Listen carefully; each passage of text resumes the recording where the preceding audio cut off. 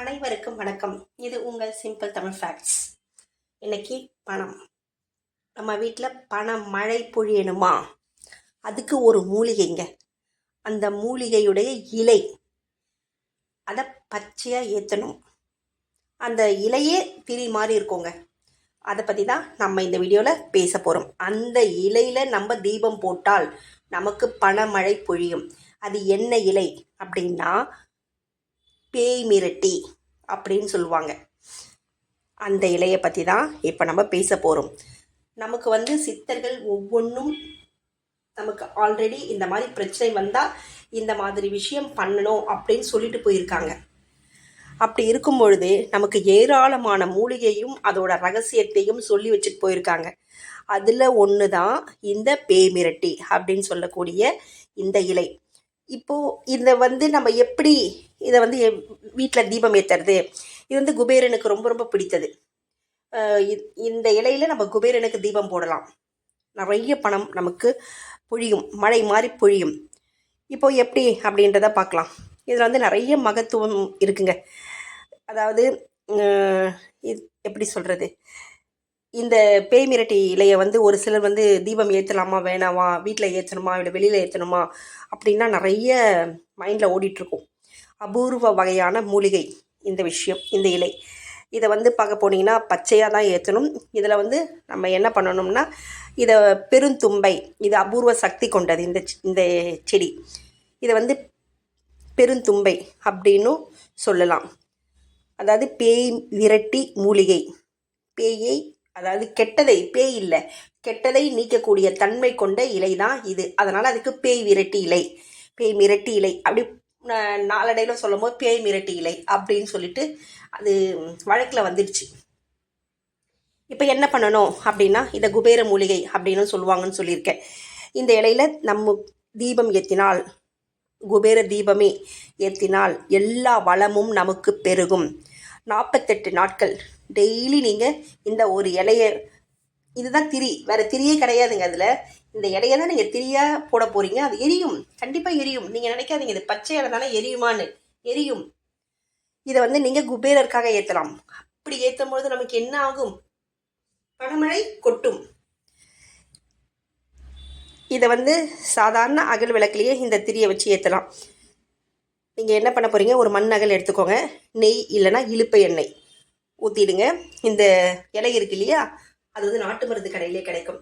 இல்லை இந்த கிராமத்து சைடு அந்த மாதிரி ஏரியாவில் இருந்தாங்கன்னா அதெல்லாம் வேலி ஓரத்துலேயே இருக்குங்க. நீங்கள் போய் பறிச்சுக்கிறதுனா பறிச்சுக்கோங்க. நீங்கள் வெறும் அந்த பறிச்ச பச்சை இலையே எரியுங்க. நீங்கள் ஒரு இலைய பச்சை இலையில இந்த கிராமத்து சைட்லலாம் இருந்ததுன்னா நீங்கள் போகும்போது வழியில் அந்த இலையை அப்படியே எடுங்க. எந்த இலையுமே எரியாது, ஆனால் இந்த இலை எரியும். நீங்கள் ஒரு வத்தி பிட்டி இது பண்ணி அதாவது ஒரு தீ எடுத்து அதில் வைங்க, அதை எரிய விடுங்களா அந்த இலையை, அந்த பச்சை இலை எரியும். இந்த செடிக்கு அந்த ஆற்றல் உண்டு. இப்போது சிட்டி சைடு இது கிடைக்காதுங்க. அதனால எல்லாமே நாட்டு மருந்து கடையில் கிடைக்கும். இந்த பேய் விரட்டி இலை அப்படின்னு கேட்டாங்கன்னா திரி அவங்களே அப்படியே பேக் பண்ணி வச்சுருப்பாங்க.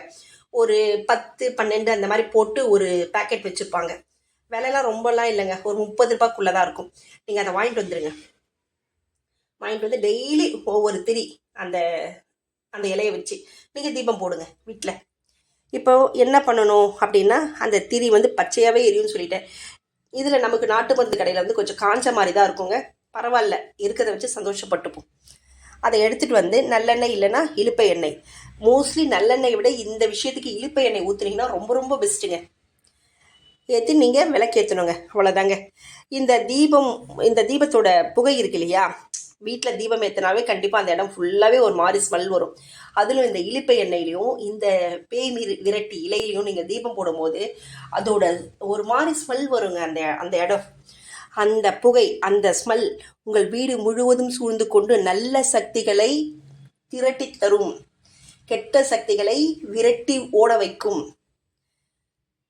உங்கள் வீட்டில் கண்டிப்பாக எந்த ஒரு தீய சக்தியும் அந்த தீபம் எரியும் போது இருக்கவே இருக்காது.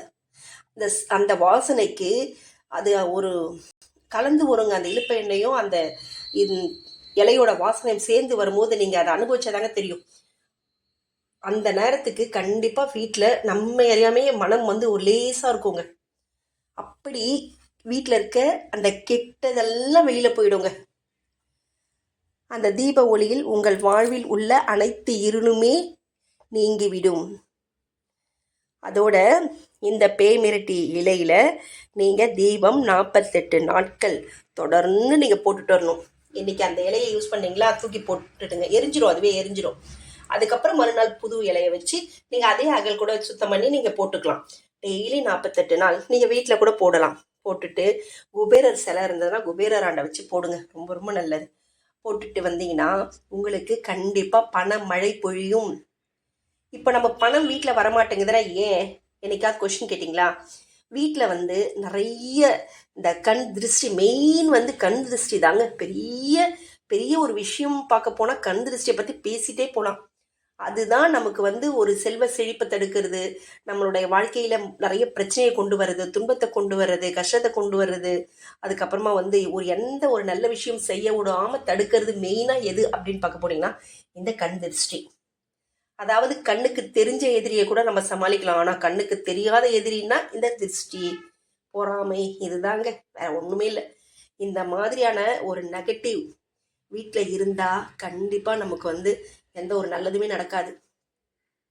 இதையெல்லாம் நம்ம வீட்டை விட்டு துரத்தணும் அப்படின்னா இந்த மாதிரி சின்ன சின்ன எளிமையான பரிகாரம் இதெல்லாம் வீட்டில் இருக்க பெண்கள் தாங்க மெயினாக செய்யணும்.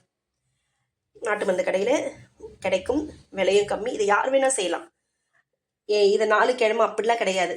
பொதுவாக உங்களுக்கு வேணும்னா வியாழக்கிழமை நமக்கு குபேரருக்கு உகந்த நாள் இல்லையா, அன்னைக்கு கூட நீங்கள் செஞ்சுக்கோங்க. நீங்கள் ஒரு தட்டு வச்சுக்கோங்க, தட்டில் ஒரே ஒரு அகல் வச்சுக்கோங்க, ஒரு அகல் எத்தனா கூட போதும், அகல் வச்சுக்கோங்க. நீங்கள் யூஸ் பண்ண அகலாகவே இருந்தால் கூட பரவாயில்ல. அதில் நம்ம இது நல்லதுக்கு தானே பண்ண போகிறோம், வீட்டுக்குள்ளேயே கூட பண்ணிக்கோங்க. குபேரர் சிலை இருக்கும் இல்லையா வீட்டில், நம்ம எப்படியும் குபேரர் சிலை வச்சுருப்போம். அந்த குபேரர் ஆண்டை வச்சு குபேரருக்காக இந்த விளக்கை சேர்த்து ஏற்றுங்க, நல்லது, பணமழை கொட்ட போகுது